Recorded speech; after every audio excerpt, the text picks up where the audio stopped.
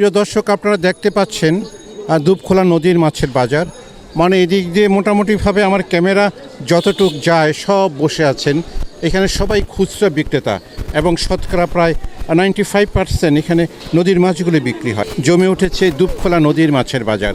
বাজারটির অবস্থান ঢাকা গ্যান্ডারিয়ার দুবখোলার ঠিক মাঠের কাছে এবং অত্যন্ত পুরনো এই বাজার এবং দীর্ঘ সব বিক্রমপুরের লোক। ও ভাই কি বলতেছিলেন?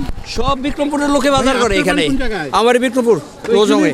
সবাই বলে যে বিক্রমপুর লোকে এত পয়সা যে কোনো পয়সার চিন্তা করে না, মাছ ভালো হইলো। মাছ ভালো হইলো, পয়সা চিন্তা করে না। এখান থেকে নিয়ে খুশি তো? হ্যাঁ খুশি। সবসময় বাজার করেন? আজ 20 বছর 20-25 বছর হইব। মানে আপনার নিশ্চিত যে মাছগুলো ভেজাল মুক্ত? হ্যাঁ ভেজাল মুক্ত, ভেজাল মুক্ত ভালো মাছ। এই বাইকটা দিবেন। এক একজন ক্রেতা যারা আসেন সেই 20, 25, 30, 35 বছর, আমি 40 বছরের পুরনো ক্রেতাও এখানে পাইছি এবং বেশিরভাগ ক্রেতা বিক্রমপুরের। অর্থাৎ বিক্রমপুরতে আপনার বিল এলাকা, এই সমস্ত মাছের ব্যাপারে ওনারা আগে থেকেই অভ্যস্ত। মাছের স্বাদ বুঝেন ওনারা। আল্লাহর রহমতে পয়সাও আছে, আর সমস্যা নাই, শুধু বাসায় নেওয়া আর খাওয়া।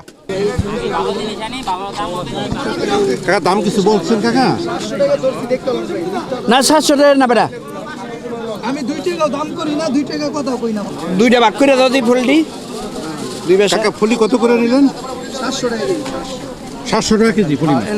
আপনি না পারমু না, আপনি না অন্য সময় কথা রাখুন, কথা কইলে না, বুঝার না। চেষ্টা করে না, অন্য মাসে কথা রাখুন, দাম বেশি লাভে। তুমি তো বাইঙ্গো দিলা না দাদা, ওটা একদম 500 এইটা দুইটা ভাগ করে দাও ফুলটি। আল্লাহ দুই একটা